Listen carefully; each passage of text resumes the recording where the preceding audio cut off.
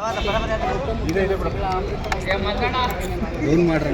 ಇಲಾಖೆ ಗೃಹ ಇಲಾಖೆಯ ಸಹಯೋಗದೊಂದಿಗೆ ಈಗಾಗಲೇ 31 ಜಿಲ್ಲೆಯಲ್ಲಿ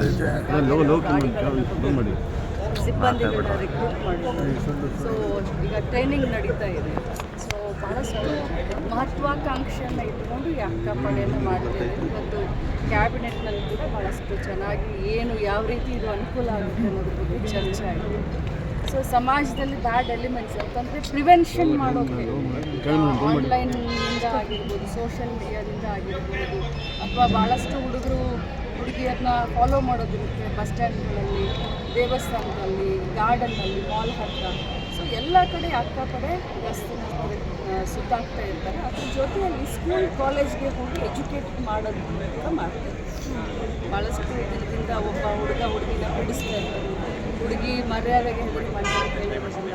ಅಥವಾ ಪೊಲೀಸ್ ಸ್ಟೇಷನ್ಗೆ ಹೋಗೋದು ಅಂತಂದರೆ ಒಂಥರ ಹಳ್ಳಿಗಳಲ್ಲಿ ನಮ್ಮ ಕಡೆ ಎಲ್ಲ ಒಂಥರ ಭಯ ಪಡ್ತಾರೆ. ಮರ್ಯಾದೆ ಏನಾಗಬೇಕಪ್ಪ ಪೊಲೀಸ್ ಸ್ಟೇಷನ್ಗೆ ಹೋದ್ರೆ ಅಂತ. ಅಕ್ಕಪಡೆ ಕಾರ್ಯಾಚರಣೆ ಮಾಡುತ್ತೆ. ಬಹಳಷ್ಟು ಆಸೆಯನ್ನು ಇಟ್ಕೊಂಡು, ಮಹತ್ವಾಕಾಂಕ್ಷೆನ ಇಟ್ಕೊಂಡು ಇದೊಂದು ಉತ್ತಮವಾದಂಥ ಒಂದು ಪ್ರಯೋಗವನ್ನು ಸಾಲ ಸೌಲಭ್ಯ ಯಾವತ್ತಿಂದ ಸಿಗುತ್ತೆ? ನಾನು ಮುಂಚೆನೇ ಹೇಳಿದ ಹಾಗೆ 6 ತಿಂಗಳು ಅವರು ಪ್ರತಿ ತಿಂಗಳು 200 ರೂಪಾಯಿ ತಮ್ಮ ಸೇವಿಂಗ್ ಅಕೌಂಟ್ನಲ್ಲಿ 200 ರೂಪಾಯಿಯನ್ನು ಇಡಬೇಕಾಗುತ್ತೆ. ಇದು ನಿರಂತರ, ಬರೀ 6 ತಿಂಗಳು ಅಷ್ಟೇ ಇಡೋದಲ್ಲ. ಪ್ರತಿ ತಿಂಗಳು 200 ರೂಪಾಯಿ ಅವ್ರು ಸೇವ್ ಮಾಡ್ಕೊಂಡು ಬಂದರೆ 6 ತಿಂಗಳಿಗೆ ಅವ್ರು ಎಲಿಜಿಬಲ್ ಆಗ್ತಾರೆ. ಅವರು ಒಮ್ಮೆ ಎಲಿಜಿಬಲ್ ಆದರು ಶೇರ್ ಹೋಲ್ಡರ್ಸು, ನಮ್ಮ ಗೃಹಲಕ್ಷ್ಮಿಯ ಶೇರ್ ಹೋಲ್ಡರ್ಸು 6 ತಿಂಗಳಿಗೆ ಎಲಿಜಿಬಲ್ ಆಗ್ತಾರೆ. 6 ತಿಂಗಳ ಆದ ತಕ್ಷಣ ಯಾರ್ಯಾರು ಅಪ್ಲಿಕೆಂಟ್ ಇರ್ತಾರೆ ಅವ್ರನ್ನೆಲ್ಲರನ್ನೂ ಕೂಡ ನಮ್ಮ ಕಮಿಟಿ ಇದೆ, 13 ಜನರು ನಮ್ಮ ಕಮಿಟಿ ಇದೆ. ನಾನು ಅಧ್ಯಕ್ಷೆ ಇದ್ದೀನಿ. ಸೊ ಸೆಕ್ರೆಟ್ರಿ ಅವರು, ನಮ್ಮ ಡೈರೆಕ್ಟ್ರುಗಳು, ಸೊ 8 ಜನ ಚುನಾಯಿತ ಡೈರೆಕ್ಟ್ರುಗಳು ಬರ್ತಾರೆ ಈ ಒಂದು ಬ್ಯಾಂಕ್ನಲ್ಲಿ. ಸೊ ಆ ಕಮಿಟಿ ಎದುರುಗಡೆ ಇದ್ದು ಸ್ಕ್ರೂಟ್ನಿ ಮಾಡಿ ಒಂದು ಕಮಿಟಿ ನಮಗೆ ಕೊಡ್ತೀವಿ. ಸೊ ಕಮಿಟಿನಲ್ಲಿ ಇಟ್ಕೊಂಡು ನಾರ್ಮ್ಸ್ ಕಂಡೀಷನ್ ಅಂತ ಜಾಸ್ತಿ ಇರೋದಿಲ್ಲ, ಅದನ್ನು ಸ್ಪಷ್ಟವಾಗಿ ಹೇಳ್ತೀನಿ. ಯಾಕಂತಂದರೆ ಹೀಗಾಗಬಾರ್ದು, ನಾಳೆ ಜನರಿಗೆ ನೀವು ಈ ಡಾಕ್ಯುಮೆಂಟ್ಸ್ ಇಲ್ಲ, ನಿಮ್ಮದು ಆದಿಲ್ಲ ಅಂತ. ಯಾಕಂದರೆ ಮಹಿಳೆಯರಿಗೆ ಅನುಕೂಲ ಆಗಲಿ ಅನ್ನೋ ದೃಷ್ಟಿಯಿಂದ ಕಡಿಮೆ ಬಡ್ಡಿ ದರದಲ್ಲಿ ಕೊಡಬೇಕು ಅಂತ ಮಾಡ್ತಾಯಿದ್ದೀವಿ. ಭಾಳಷ್ಟು ಸ್ಟ್ರಿಕ್ಟಾಗಿ ನಾವೇನು ಡಾಕ್ಯುಮೆಂಟ್ಸ್ ಆಗಲಿ ಇದನ್ನ ಮಾಡಲ್ಲ, ಅವ್ರಿಗೆ ಸಹಾಯ ಆಗೋ ರೀತಿ ಮಾಡ್ತೀವಿ. ಜೊತೆಲಿ ಎಲ್ಲ ಮೆಂಬರ್ಗಳಿಗೂ ಕೂಡ ಆರೋಗ್ಯ ವಿಮೆಯನ್ನು ಮಾಡಿಸುವಂಥ ಒಂದು ದೊಡ್ಡ ಸಾಹಸಿಕೆ. ಅಂದರೆ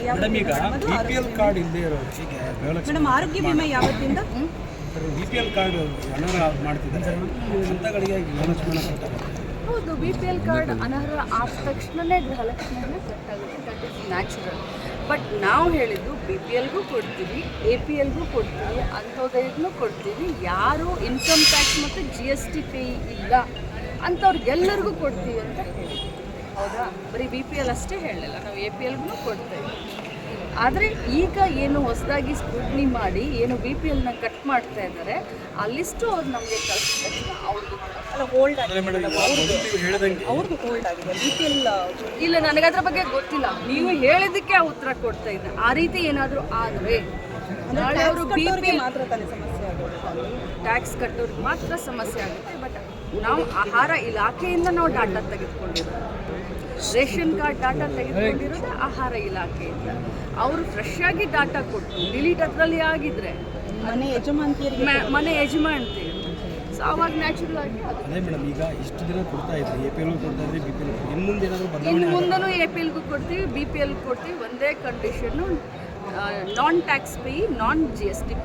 ಮೇಡಮ್ ಫೆಬ್ರವರಿ ಮಾರ್ಚ್ಗೆ ಆರ್ಥಿಕ ಇಲಾಖೆಯಿಂದ ದುಡ್ಡು ರಿಲೀಸ್ ಆಗಿದೆ ಮೇಡಮ್. ಒಂದು ವೇಳೆ ಆಗದೇ ಇದ್ದರೆ ತಾವು ಮತ್ತೆ ಮನವಿಯನ್ನು ಮಾಡ್ಕೋತೀರಾ? ಖಂಡಿತವಾಗ್ಲೂ ನಾನು ಮನವಿ ಮಾಡ್ಕೊಳ್ಳೋದಿಲ್ಲ, ಮನವಿ ಅಲ್ಲ ಅದು, ಡ್ಯೂಟಿ. ಖಂಡಿತವಾಗ್ಲೂ ಫೆಬ್ರವರಿ ಮಾರ್ಚಿದ್ದು ಮಾನ್ಯ ಮುಖ್ಯಮಂತ್ರಿಗಳು ಕೂಡ ಸದನದಲ್ಲಿ ಉತ್ತರವನ್ನು ಕೊಟ್ಟಿದ್ದಾರೆ. ನಾವು ಮತ್ತೆ ಪದೇ ಫೈನಾನ್ಸ್ ಡಿಪಾರ್ಟ್ಮೆಂಟ್ಗಳಲ್ಲಿ ಕೂಡ ನಾವು ಕೇಳ್ಕೊಂಡಿದ್ವಿ ಬಿಡುಗಡೆ. ಅವ್ರು ಯಾವಾಗ ಮಾಡ್ತಾರೆ, ಮಾಡಿದ ತಕ್ಷಣ ರಾಜ್ಯದ ಯಜಮಾನಿಗಳಿಗೆ ಫೆಬ್ರವರಿ ಮಾರ್ಚ್ ಖಂಡಿತವಾಗ್ಲೂ ಯಾವತ್ತು ಫೈನಾನ್ಸ್ ಡಿಪಾರ್ಟ್ಮೆಂಟ್ ಕ್ಲಿಯರ್ ಮಾಡುತ್ತೆ ಅವಾಗ ನಾನು ಕ್ಲಿಯರ್. ಬಟ್ ಯಾವತ್ತು ಆಗ್ಬೋದು ಮೇಡಮ್? ಅದೇ ಪದೇ ಹೇಳ್ತೇನೆ.